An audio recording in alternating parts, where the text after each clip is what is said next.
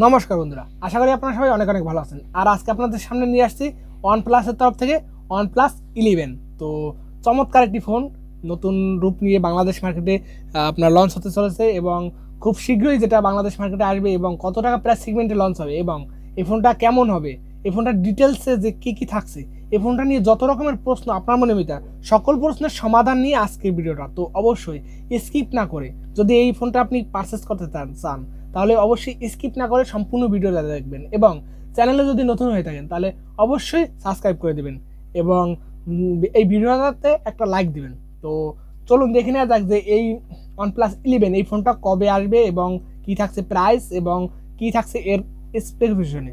তো চলুন আমি আপনাদের ফার্স্টেই এই ফোনটার ডিটেলসে কি থাকছে সেই সম্পর্কে আপনাদের ধারণা দেবো ডিটেলসে। তো ডিটেলস রিভিউটা শেষ করার পরে আপনাদের প্রাইস এবং আপনার এই ফোনটা কিনে নেওয়া ঠিক হবে এই সব সম্পর্কে ধারণা দেবো। তো অবশ্যই ভিডিওটা দেখতে থাকুন কারণ অনেক ইন্টারেস্টিং একটা ভিডিও হতে চলছে আপনাদের জন্য। তো এই OnePlus 11 এই ফোনটার বডি ফ্রেমবিলিটি থাকছে আপনার 8.5 মিলিমিটার থিকনেস, এছাড়াও আপনার 205 গ্রাম ওজন। তো ওয়েট ডিস্ট্রিবিউশনটা খুব ভালোভাবে ম্যানেজ করতে পারছি কারণ 8.5 মিলিমিটার হওয়া সত্ত্বেও এখানে আপনার 205 গ্রাম ওজন এবং এই ফোনটার যথেষ্ট একটি মানে কনফিগারেশন ভালো দিয়ে লঞ্চ করা হয়েছে যার কারণে এতটা ওয়েট। কারণ আপনারা কিছু কিছু ফোন দেখবেন যে আপনার 7.8 মিলিমিটার থিকনেস রেখে আপনার 185 গ্রাম ওজন দিয়ে দিয়েছে। তো সেই রকমের না, কিন্তু এখানে যথেষ্ট ভালো মানের কনফিগারেশন রয়েছে যেটা আবার একটি লাইট ওয়েট ফোন বললেই চলে। এছাড়া এর আপনার ফ্রন্টে থাকছে কর্নিং গরিলা গ্লাস ভিক্টার্সের প্রোটেকশন এবং আপনার ব্যাক সাইডে থাকছে আপনার কর্নিং গরিলা গ্লাস ভিক্টার্সের প্রোটেকশন, এছাড়াও আপনার অ্যালুমিনিয়াম ফ্রেম। তার মানে বুঝে দেখুন যে এই ফোনটা কতটা ওয়েট হওয়ার কথা, তা হওয়া সত্ত্বেও কিন্তু এই ফোনটার ওয়েট ডিস্ট্রিবিউশনটা কিন্তু ভালোভাবে ম্যানেজ করতে পারছে। মাত্র 205 গ্রাম ওজন থাকছে এখানে, তো যথেষ্ট ভালো মানের একটি ফোন কিন্তু আপনারা এখানে হতে চলেছে। এছাড়াও এখানে এই ফোনটার আপনার সিঙ্গেল ন্যানো সিম, এছাড়াও আপনার ডুয়েল ন্যানো সিম আপনারা এখানে ইউজ করতে পারবেন এবং আদার্সে থাকছে আপনার IP68 ওয়াটার রেজিস্ট্যান্ট। এই ফোনটা ওয়াটার রেজিস্ট্যান্ট সার্টিফাইড করা এখানে, তো ভালো মানের এখানে কিছু পাচ্ছেন। এছাড়াও এর ডিসপ্লে হিসেবে থাকছে আপনার LTPO2 AMOLED curve touch screen, যেটা 1 বিলিয়ন কালারসে সাপোর্ট। তার মানে বুঝে দেখুন কত ভালো মানের একটি ডিসপ্লে হতে চলছে। এছাড়া এর সাইজ হিসেবে থাকছে আপনার 6.7 ইঞ্চের একটি 108cm2 এবং 89.7% স্ক্রিনটি বডি রেশিওর আপনার 1440x3216 পিক্সেলের একটি ডিসপ্লে, আর যেটার 20:9 অ্যাসপেক্ট রেশিওর 526 pps ডেনসিটির একটি ডিসপ্লে, যেটা কার্ভ ডিসপ্লে। তো আপনারা জানেন যে OnePlus 11 বা OnePlus-এর যত ফোন এখানে OnePlus 11 আর 11 Pro এই দুটো ফোন কার্ভ ডিসপ্লের সাথেই আসবে।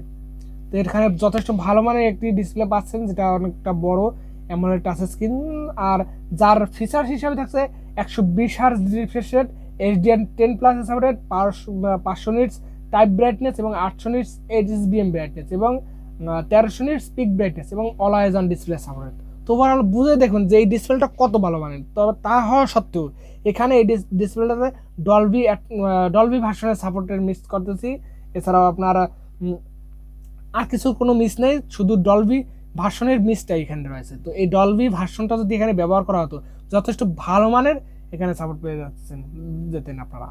তো একটি ভালো ডিসপ্লে তা হওয়া সত্ত্বেও একটি ভালো ডিসপ্লে, কারণ এই ডিসপ্লেটা যথেষ্ট ভালো মানের এবং 120 Hz অ্যামোলেড ডিসপ্লে, যেটা 1300 নিটস পিক ব্রাইটনেসের একটি ডিসপ্লে, যেটা যথেষ্ট ভালো মানের একটি ডিসপ্লে। তো ডিসপ্লেটা আপনারা বুঝতে পারলেন যে কেমন ডিসপ্লে। এছাড়াও এর পারফরমেন্সে থাকছে আপনার Android 13 এবং OxygenOS 13 এবং ইন্টারন্যাশনাল ভেরিয়েন্টে থাকছে আপনার ColorOS 13। তো ইন্টারন্যাশনাল ভেরিয়েন্টে থাকছে OxygenOS 13 এবং চাইনিজ ভেরিয়েন্টে থাকছে ColorOS 13। তো এবং এর চিপসেট হিসাবে থাকছে আপনার Qualcomm Snapdragon-এর 8 Gen 2 প্রসেসর, যেটা 4 ন্যানোমিটার আর্কিটেকচারের উপর বিল্ড করা এবং এই প্রসেসরটার আপনার জিপিইউ মানে গ্রাফিক্স সেকশনে থাকছে আপনার Adreno 740।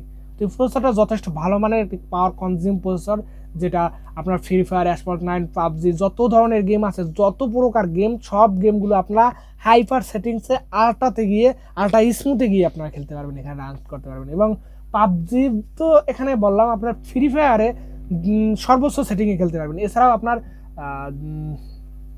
যেটা অ্যাসফল্ট 9 যদি এখানে রান করেন তাহলে অনেকটা গ্রাফিক্স পেয়ে যাবেন যথেষ্ট ভালো মানের, এবং BGMI তাতেও আপনারা ভালো মানের এখানে পারফরমেন্সটা পেয়ে যাবেন, কারণ এর যে প্রসেসরটা এটা 10 লাখের মতন এর আন্তর্জাতিক বেঞ্চমার্ক স্কোর। তো আপনারা বুঝে দেখুন যে এই প্রসেসরটা কেমন।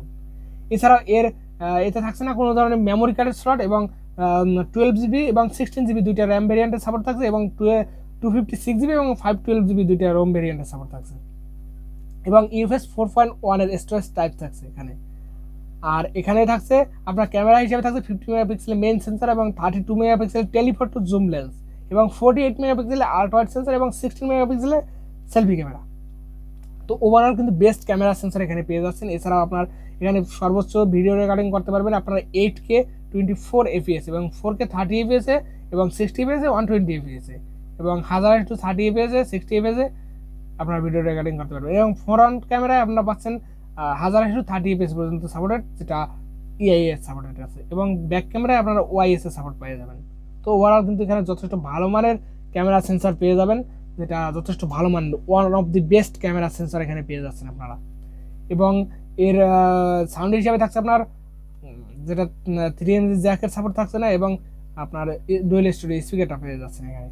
এবং এখানে Wi-Fi 6 এর সাপোর্টেড, ডুয়েল ব্যান্ডের হটস্পটের সাপোর্টেড, এবং ব্লুটুথ 5.3 এর supported, GPS, NFC, USB Type-C port, OTG supported. তো ওভারঅল কিন্তু বেস্ট কিছু পেয়ে যাচ্ছেন। এবং এখানে ফিচার হিসাবে থাকছে ফিঙ্গারপ্রিন্ট সেন্সর, যেটা under display optical fingerprint sensor এবং ফেস আনলকের সাপোর্ট থাকবে। এছাড়াও চলুন দেখে নেওয়া যাক ব্যাটারি হিসেবে কি থাকছে। এই ব্যাটারি হিসেবে থাকছে লিথিয়াম পলিমার নন রিমুভেবল একটি 5000 mAh এর ব্যাটারি, আর যার সাথে থাকছে আপনার 100 ওয়াটের একটি ফাস্ট চার্জার। তো এই 100 ওয়াটের একটি ফাস্ট চার্জার দিয়ে এই ফোনটাকে চার্জ করতে আপনার প্রায় 10 মিনিট এই ফোনটা 50% চার্জ নেবে, 1 থেকে 50%, আর 25 মিনিট এই ফোনটা আপনার 1% থেকে 100% পর্যন্ত চার্জ করে দেবে। তো আপনারা বুঝতে পারছেন যে 25 মিনিট সময়ের ভিতরে এই ফোনটা ফুল চার্জ করে নেবে। তো ওরা কিন্তু ভালো কিছু হতে চলছে আপনাদের জন্য। তো এখানে যদি আর একটু বেশি ওয়াটের সাপোর্টটা দিত তাহলে খুবই ভালো হতো। তো OnePlus যেটা দিয়েছে যথেষ্ট ভালো মানের ব্যবহার করা হয়েছে। এছাড়া এর কালার হিসাবে থাকছে ব্ল্যাক আর গ্রিন, দুইটা কালার ভেরিয়েন্টে আসবে, এবং এর মডেল নাম্বার হচ্ছে PBH110 এর মডেল নাম্বার। তো এখানে আপনারা বুঝতে পারছেন যে কনফিগারেশন কেমন থাকছে, এবং এই ফোনটা বাংলাদেশ মার্কেটে যেটা লঞ্চ করা হতে পারে, যার আনুমানিক প্রাইস যেটা ধারণা করা হচ্ছে, যেটা আপনার 99,000 টাকার মতন এই ফোনটার প্রাইস হতে পারে। তো 99,000 টাকা প্রাইস সেগমেন্টে এই ফোনটা কি আপনার জন্য ক্রয় করা ইচ্ছুক, মানে কে ইচ্ছুক অবশ্যই কমেন্ট করে জানাবেন। আর আমি বলবো আমার পার্সোনাল ওপিনিয়ন যে এই 99,000 টাকা বাজেট সেগমেন্টে এই ফোনটা কি আপনার নেওয়া উচিত হবে কিনা, তো আমি বলবো একদমই না।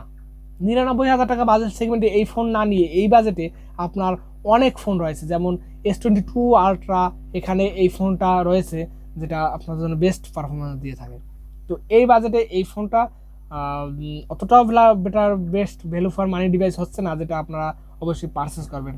তো এই ফোনটা যদি আপনারা বাংলাদেশ মার্কেটে যদি 60-70 হাজার টাকা বাজেট সেগমেন্টে পেয়ে যেতেন, তাহলে আপনারা অনায়াসে এই ফোনটা পারচেস করতে পারতেন। তো এই ফোনটার যে প্রাইস, এই প্রাইস সেগমেন্টে আমি বলবো যেটা যদি এই প্রাইস সেগমেন্টে যদি বাংলাদেশ মার্কেট লঞ্চ হয়, তাহলে আপনারা অবশ্যই অফিসিয়াল এই ফোনটা পারচেস করবেনই না, কারণ এই ফোনটা 80,000 টাকার বাজেটের ভিতরে যদি আপনারা অফিসিয়ালি পেয়ে যান, তাহলে আপনারা এই ফোনটা অনায়াসে নিতে পারেন। এবং ইন্ডিয়াতে যেটা আপনার এই ফোনটা আনুমানিক ধারণা করা হচ্ছে, যেটা 12256 ভেরিয়েন্টের প্রাইস প্রায় 50 থেকে 60,000 রুপির মতন। তো 50 থেকে 60,000 রুপির ভিতরে যদি এই ফোনটা ইন্ডিয়াতে লঞ্চ করা হয়, তো এই ফোনটা আমি আপনাদের বলবো যে পারচেস এর থেকে আপনারা অন্য আইফোনে আপনারা শিফট করতে পারেন। আর যদি 50,000 টাকা বাজেট সেগমেন্টের ভিতরে আসে, তো অ্যান্ড্রয়েডের জগতে আপনারা এই ফোনটা নিতে পারেন যদি অ্যান্ড্রয়েডের দিক থেকে করেন। তো অবশ্যই একটি ভালো মানের ফোন, এবং টাকা পয়সা আপনার বিচার বিবেচনা আপনি করবেন। শুধু আমি আপনাদের ডিটেলস রিভিউটা দিলাম এবং আমার পার্সোনাল মতামত জানালাম যে এই ফোনটা মানে আমার পার্সোনাল মতামতটা কী। তো অবশ্যই আমি মনে করি আপনাদের এই ভিডিওটা ভালো লাগছে, এবং যদি ভালো লেগে থাকে তাহলে অবশ্যই একটা লাইক দিয়ে দেবেন, এবং চ্যানেলে যদি নতুন হয়ে থাকেন তাহলে সাবস্ক্রাইব করে দেবেন, এবং আপনারা নেক্সটে কী নিয়ে ভিডিও দেখতে চান তো সেটাও কমেন্ট করে জানাবেন। তো দেখা হচ্ছে নেক্সট ভিডিও।